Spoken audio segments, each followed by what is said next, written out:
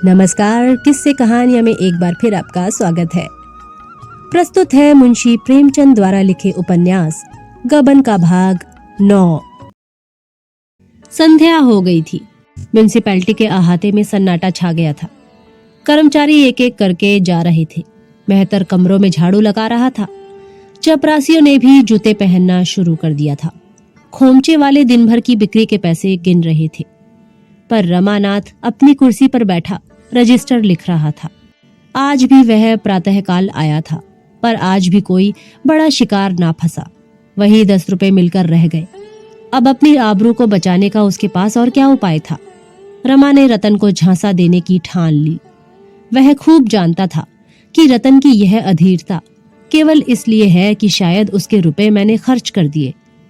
अगर उसे मालूम हो जाए कि उसके रुपए तत्काल मिल सकते हैं तो वह शांत हो जाएगी। रमा उसे रुपए से भरी हुई थैली दिखाकर उसका संदेह मिटा देना चाहता था। वह खजांची साहब के चले जाने की राह देख रहा था।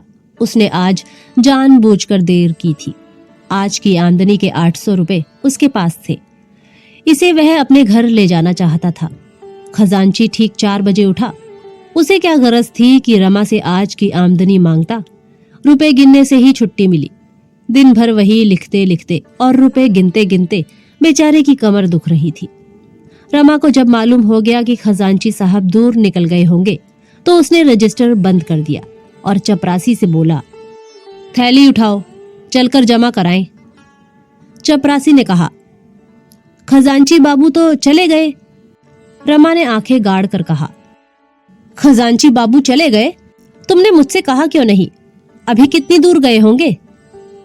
चपरासी बोला, सड़क के नुक्कड़ तक पहुंचे होंगे। रमानाथ ने कहा, यह आमदनी कैसे जमा होगी? चपरासी बोला, हुक्म हो तो बुला लाऊं। रमानाथ ने कहा, अजी जाओ भी, अब तक तो कहा नहीं, अब उन्हें आधे रास्ते से बुलाने जाओगे? हो तुम भी नीरे बछिया के ताऊ, आज ज्यादा छान गए थे क्या? खैर, रुपए इसी दराज में रखे होंगे, तुम्हारी जिम्मेदारी रहेगी। चपरासी ने कहा, नहीं बाबू साहब, मैं यहाँ रुपया नहीं रखने दूंगा। सब घड़ी बराबर नहीं जाती। कहीं रुपए उठ जाएं तो मैं बेगुनाह मारा जाऊंगा। सुबीते का ताला भी तो नहीं है यहाँ। रमानाथ ने कहा, तो फिर ये रुपए कहाँ रखूं? चपरासी ने कहा, हुजूर अपने साथ लेते जाइए। रमा तो यह चाहता ही था। एक इक्का मंगवाया, उस पर रुपयों की थैली रखी और घर चला। सोचता जाता था कि अगर रतन भपकी में आ गई तो क्या पूछना। कह दूंगा 2 ही 4 दिन की कसर है। रुपए सामने देखकर उसे तसल्ली हो जाएगी। जालपा ने थैली देखकर पूछा, क्या कंगन ना मिला? रमानाथ ने कहा, अभी तैयार नहीं था। मैंने समझा रुपए लेता चलो, जिसमें उन्हें तस्कीन हो जाए। जालपा बोली, क्या कहा सर्राफ ने? रमानाथ ने कहा क्या, आजकल करता है। अभी रतन देवी आई नहीं? जालपा बोली, आती ही होगी, उसे चैन कहाँ। जब चिराग जले तक रतन ना आई तो रमा ने समझा अब ना आएगी। रुपए अलमारी में रख दिए और घूमने चल दिया। अभी उसे गए 10 मिनट भी ना हुए होंगे कि रतन आ पहुंची और आते ही आते बोली, कंगन तो आ गए होंगे? जालपा बोली, हाँ आ गए हैं, पहन लो। बेचारे कई दफा सर्राफ के पास गए, अभागा देता ही नहीं, हीले हवाले करता है। रतन बोली, कैसा सर्राफ है कि इतने दिन से हीले हवाले कर रहा है? मैं जानती कि रुपए झमेले में पड़ जाएंगे तो देती ही क्यों। ना रुपए मिलते हैं ना कंगन मिलता है। रतन ने यह बात कुछ ऐसे अविश्वास के भाव से कही कि जालपा जल उठी। गर्व से बोली, आपके रुपए रखे हुए हैं, जब चाहिए ले जाइए। अपने बस की बात तो है नहीं, आखिर जब सर्राफ देगा तभी तो लाएंगे। रतन बोली, कुछ वादा करता है, कब तक देगा? जालपा ने कहा, उसके वादों का क्या ठीक, सैकड़ों वादे तो कर चुका है। रतन ने कहा, तो इसके मानी यह है कि अब वह चीज ना बनाएगा। जालपा बोली, जो चाहे समझ लो। रतन ने कहा, तो मेरे रुपए ही दे दो, बाज आई ऐसे कंगन से। जालपा झमक कर उठी, अलमारी से थैली निकाली और रतन के सामने पटक कर बोली, ये आपके रुपए रखे हैं, ले जाइए। वास्तव में रतन की अधीरता का कारण वही था। जो रमा ने समझा था। उसे भ्रम हो रहा था कि इन लोगों ने मेरे रुपए खर्च कर डाले, इसीलिए वह बार बार कंगन का तकाजा करती थी। रुपए देखकर उसका भ्रम शांत हो गया। कुछ लज्जित होकर बोली, अगर 2-4 दिन में देने का वादा करता हो तो रुपए रहने दो। जालपा बोली, मुझे तो आशा नहीं है कि इतनी जल्दी दे देगा। जब चीज तैयार हो जाएगी तो रुपए मांग लिए जाएंगे। रतन बोली, क्या जाने उस वक्त मेरे पास रुपए रहें या ना रहें। रुपए आते तो दिखाई देते हैं, जाते नहीं दिखाई देते। ना जाने किस तरह उड़ जाते हैं। अपने ही पास रख लो तो क्या बुरा है। जालपा बोली, तो यहाँ भी तो वही हाल है। फिर पराई रकम घर में रखना जोखिम की बात भी तो है। कोई गोलमाल हो जाए तो व्यर्थ का दंड देना पड़े। मेरे ब्याह के चौथे ही दिन मेरे सारे गहने चोरी चले गए।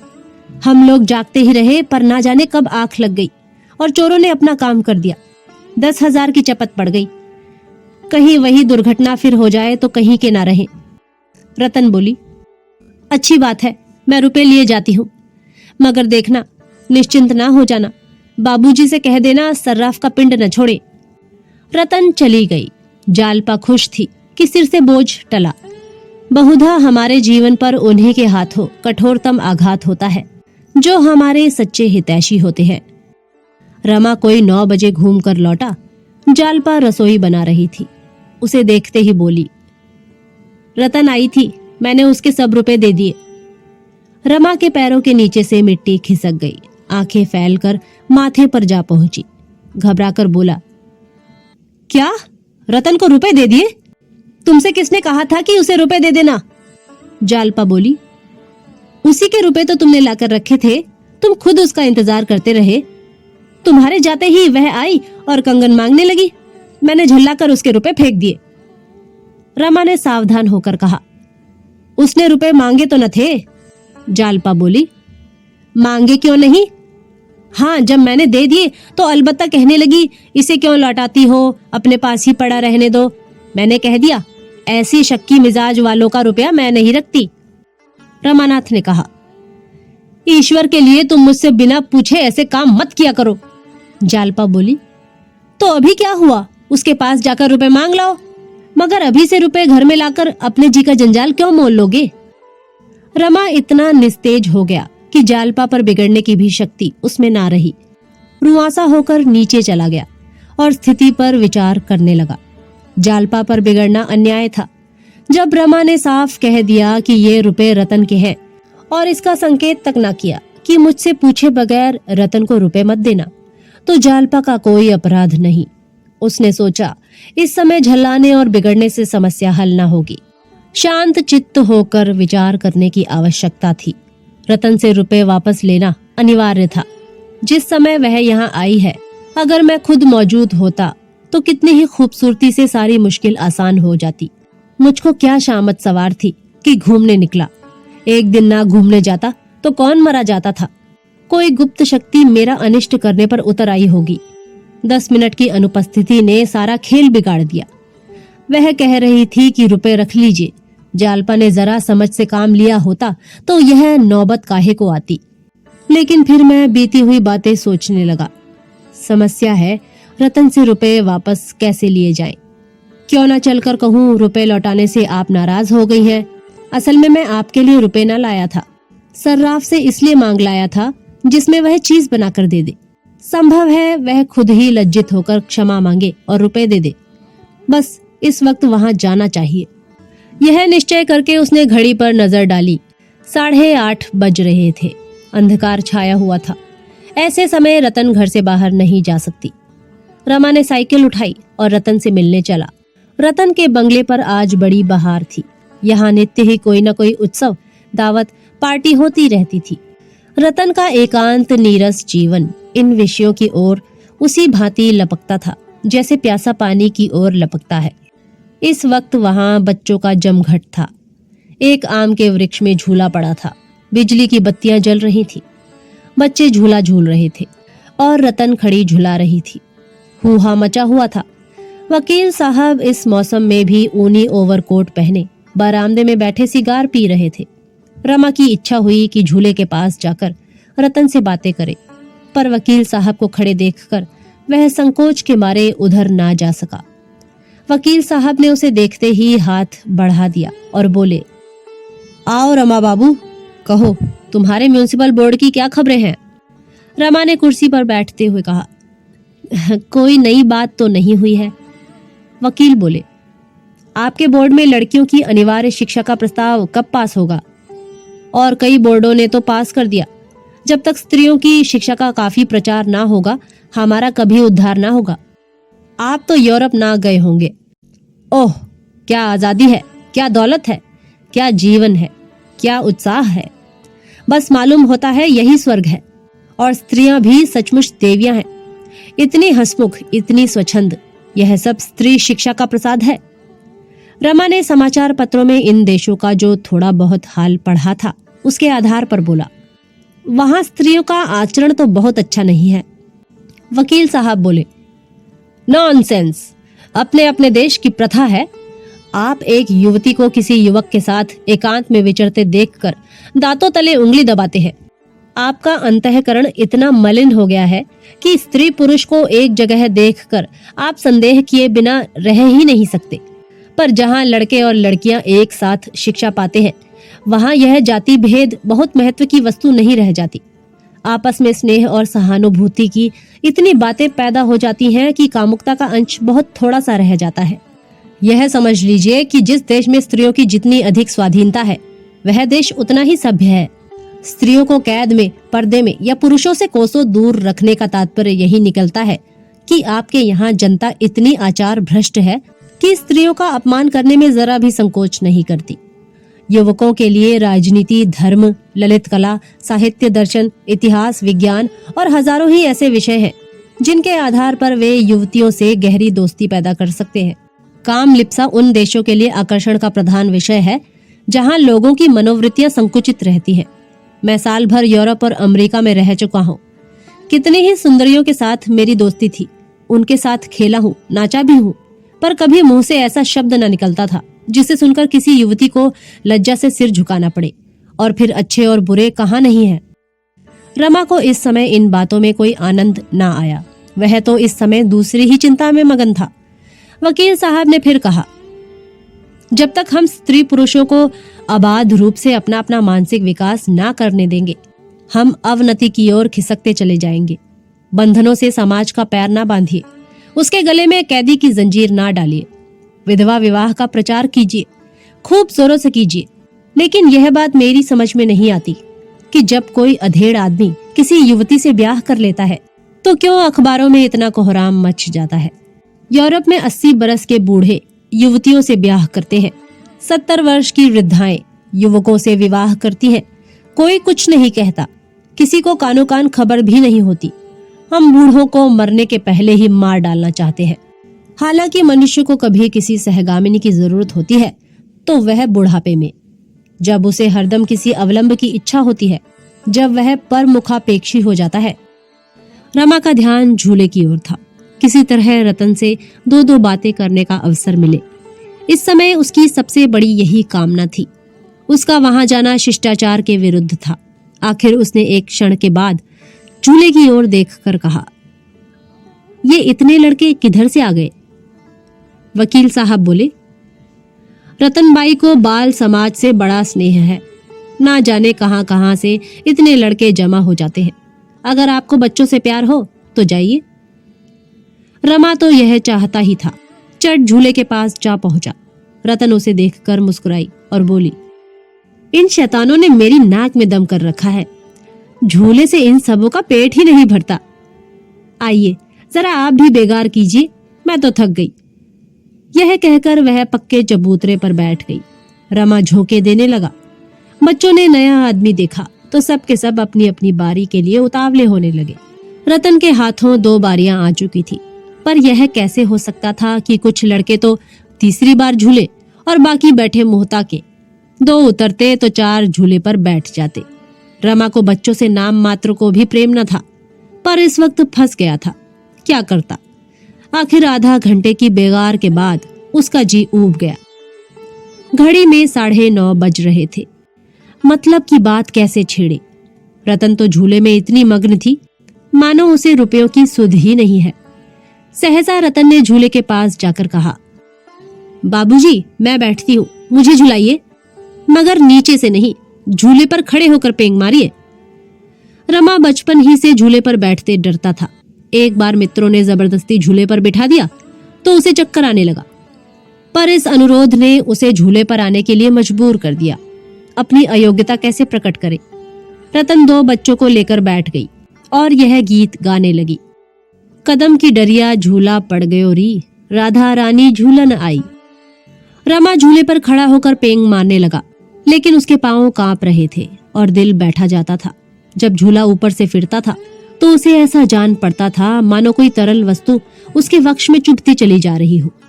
और रतन लड़कियों के साथ गा रही थी, कदम की डरिया झूला पड़ गयो री, राधा रानी झूलन आई। एक क्षण के बाद रतन ने कहा, जरा और बढ़ाइए साहब, आपसे तो झूला बढ़ता ही नहीं।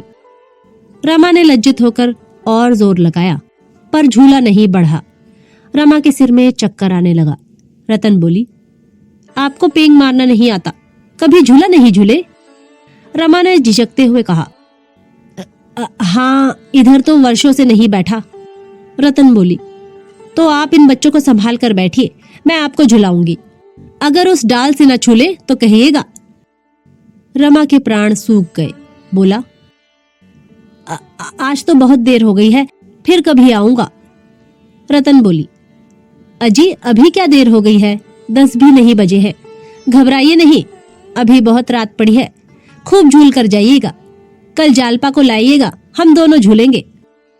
रमा झूले पर से उतर आया तो उसका चेहरा सहमा हुआ था। मालूम होता था अब गिरा अब गिरा।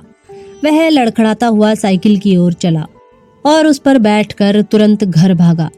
कुछ दूर तक उसे कुछ होश न रहा। पांव आप ही आप पैडल घुमाते जाते थे। आधी दूर जाने के बाद उसे होश आया। उसने साइकिल घुमा दी, कुछ दूर चला, फिर उतरकर सोचने लगा। आज संकोच में पड़कर कैसी बाजी हाथ से खोई। वहां से चुपचाप अपना सा मुंह लिए लौट आया। क्यों उसके मुंह से आवाज नहीं निकली? रतन कुछ हवा तो थी नहीं जो उसे खा जाती। सहसा उसे याद आया, थैली में 800 रुपए थे। जालपा ने झुंझलाकर थैली की थैली उसके हवाले कर दी। शायद उसने भी गिना नहीं जरूर कहती। कहीं ऐसा न हो थैली किसी को दे दे या और रुपयों में मिला दे तो गजब ही हो जाए। कहीं का ना रहूं, क्यों ना इसी वक्त चलकर बेशी रुपए मांग लाऊं। लेकिन देर बहुत हो गई है, सवेरे फिर आना पड़ेगा। मगर यह 200 रुपए मिल भी गए तब भी तो 500 रुपयों की कमी रहेगी। उसका क्या प्रबंध होगा? ईश्वर ही बेड़ा पार लगाए तो लग सकता है। सवेरे कुछ प्रबंध ना हुआ तो क्या होगा? यह सोचकर वह कांप उठा। जीवन में ऐसे अवसर भी आते हैं जब निराशा में भी हमें आशा होती है। रमा ने सोचा, एक बार फिर गंगू के पास चलूं, शायद दुकान पर मिल जाए। उसके हाथ पांव जोड़ूं, संभव है कुछ दया आ जाए। वह सर्राफे जा पहुंचा, मगर गंगू की दुकान बंद थी। वह लौटा ही था कि चरणदास आता हुआ दिखाई दिया। रमा को देखते ही बोला, बाबूजी आपने तो इधर का रास्ता ही छोड़ दिया, कहिए रुपए कब तक मिलेंगे? रमा ने विनम्र भाव से कहा, अब बहुत जल्द मिलेंगे भाई, देर नहीं है। देखो गंगू के रुपए चुकाए हैं, अब की तुम्हारी बारी है। चरणदास बोला, वह सब किस्सा मालूम है।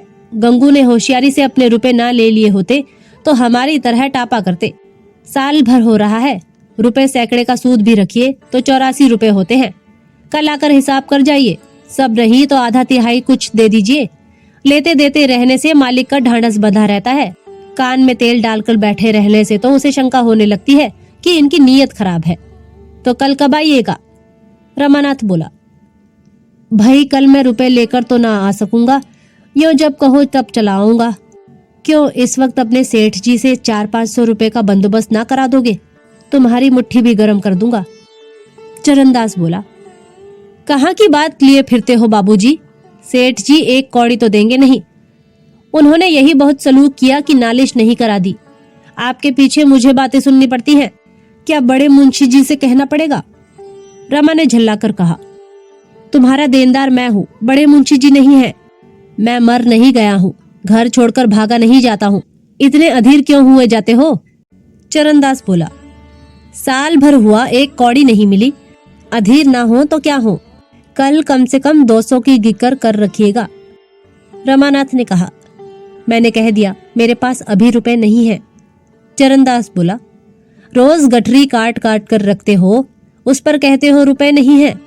कल रुपए जुटा रखना, कल आदमी जाएगा जरूर। रमा ने उसका कोई जवाब ना दिया, आगे बढ़ा। इधर आया था कि कुछ काम निकलेगा, उल्टे तकाजा सहना पड़ा। कहीं दुष्ट सचमुच बाबूजी के पास तकाजा ना भेजते, आग ही हो जाएंगे।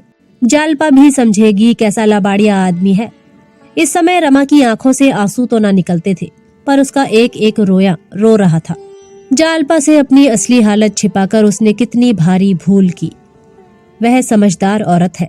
अगर उसे मालूम हो जाता कि मेरे घर में भूंजी भांग भी नहीं है, तो वह मुझे कभी उधार गहने ना लेने देती। उसने तो कभी अपने मुंह से कुछ नहीं कहा। मैं ही अपनी शान जमाने के लिए मरा जा रहा था। इतना बड़ा बोझ सिर पर लेकर भी मैंने क्यों किफायत से काम नहीं लिया। मुझे एक एक पैसा दांतों से पकड़ना चाहिए था। साल भर में मेरी आमदनी सब मिलाकर 1000 से कम ना हुई होगी। अगर किफायत से चलता तो इन दोनों महाजनों के आधे आधे रुपए जरूर अदा हो जाते, मगर यहाँ तो सिर पर शामत सवार थी। इसकी क्या जरूरत थी कि जालपा मोहल्ले भर की औरतों को जमा करके रोज सैर करने जाती। सैकड़ों रुपए तो तांगे वाला ले गया होगा, मगर यहाँ तो उस पर रौब जमाने की पड़ी हुई थी। सारा बाजार जान जाए कि लाला निरे लफंगे हैं, पर अपनी स्त्री न जानने पाए। वाह हरी बुद्धि। दरवाजे के लिए पर्दों की क्या जरूरत थी? 2 लैंप क्यों लाया? नई निवाड़ लेकर चारपाइयां क्यों बिनवाई? उसने रास्ते ही में उन खर्चों का हिसाब तैयार कर लिया जिन्हें उसकी हैसियत के आदमी को टालना चाहिए था। आदमी जब तक स्वस्थ रहता है उसे इसकी चिंता नहीं रहती कि वह क्या खाता है, कितना खाता है, कब खाता है। लेकिन जब कोई विकार उत्पन्न हो जाता है तो उसे याद आती है कि कल मैंने पकौड़ियां खाई थी। विजय बहिर्मुखी होती है, पराजय अंतर्मुखी। जालपा ने पूछा, कहाँ चले गए थे? बड़ी देर लगा दी। रामानाथ ने कहा, तुम्हारे कारण रतन के बंगले पर जाना पड़ा। तुमने सब रुपए उठाकर दे दिए, उसमें 200 रुपए मेरे भी थे। जालपा बोली, तो मुझे क्या मालूम था? तुमने कहा भी तो न था। मगर उनके पास से रुपए कहीं जा नहीं सकते, वह आप ही भेज देंगी। रामानाथ ने कहा, माना, पर सरकारी रकम तो कल दाखिल करनी पड़ेगी। जालपा बोली, कल मुझसे 200 रुपए ले लेना, मेरे पास है। रमा को विश्वास न आया, बोला, कहीं हो ना तुम्हारे पास? इतने रुपए कहाँ से आए? जालपा बोली, तुम्हें इससे क्या मतलब? मैं तो 200 रुपए देने को कहती हूँ। रमा का चेहरा खिल उठा, कुछ कुछ आशा बंधी। 200 रुपए यह दे दे, 200 रुपए रतन से ले लूं, 100 रुपए मेरे पास है ही, तो कुल 300 रुपए की कमी रह जाएगी। मगर यही 300 रुपए कहाँ से आएंगे? ऐसा कोई नजर न आता था जिससे इतने रुपए मिलने की आशा की जा सके। हाँ, अगर रतन सब रुपए दे दे तो बिगड़ी बात बन जाए।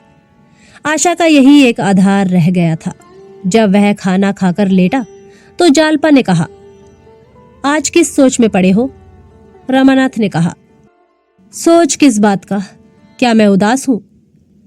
जालपा बोली, हाँ, किसी चिंता में पड़े हुए हो, मगर मुझसे बताते नहीं हो। रामानाथ ने कहा, ऐसी कोई बात होती तो तुमसे छिपाता। जालपा बोली, वाह, तुम अपने दिल की बात मुझसे क्यों कहोगे?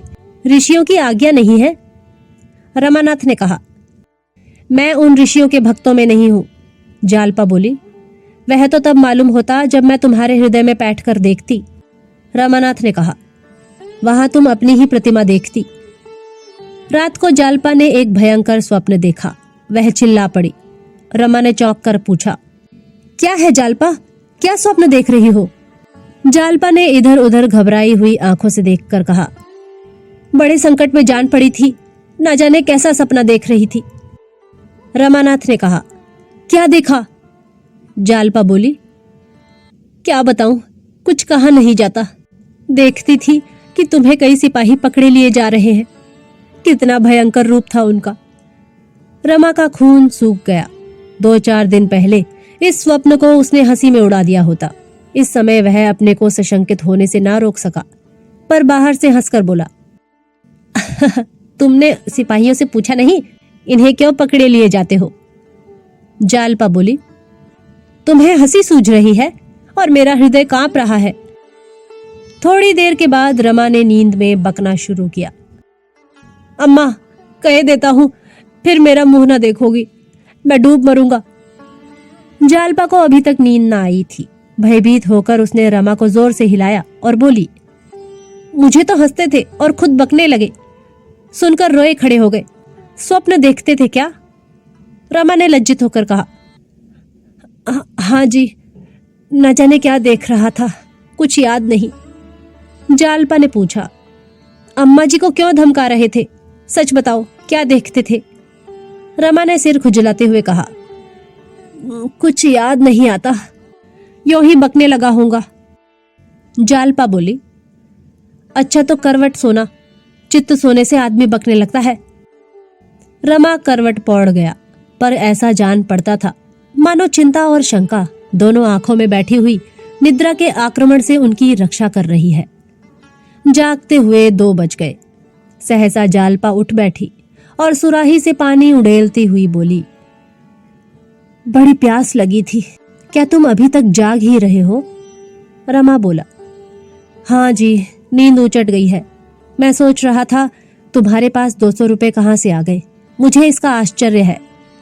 जालपा बोली, ये रुपए मैं मायके से लाई थी, कुछ विदाई में मिले थे, कुछ पहले से रखे थे। रमानाथ ने कहा, तब तो तुम रुपए जमा करने में बड़ी कुशल हो, यहां क्यों नहीं कुछ जमा किया? जालपा ने मुस्कुराकर कहा, तुम्हें पाकर अब रुपए की परवाह नहीं रही। रमानाथ ने कहा, अपने भाग्य को कोसती होगी। जालपा बोली, भाग्य को क्यों कोसूं? भाग्य को वह औरतें रोए जिनका पति निखट्टू हो, शराबी हो, दुराचारी हो, रोगी हो, तानों से स्त्री को छेदता रहे, बात बात पर बिगड़े। पुरुष मन का हो तो स्त्री उसके साथ उपवास करके भी प्रसन्न रहेगी। रमा ने विनोद भाव से कहा, तो मैं तुम्हारे मन का हूं?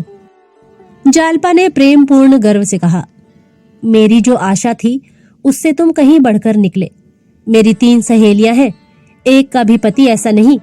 एक MA है पर सदा रोगी, दूसरा विद्वान भी है और धनी भी पर वैश्यागामी, तीसरा घर गुस्सू है और बिल्कुल निखट्टू। रमा का हृदय गदगद हो उठा। ऐसी प्रेम की मूर्ति और दया की देवी के साथ उसने कितना बड़ा विश्वासघात किया। इतना दुराव रखने पर भी जब इसे मुझसे इतना प्रेम है, तो मैं अगर उससे निष्कपट होकर रहता तो मेरा जीवन कितना आनंदमय होता।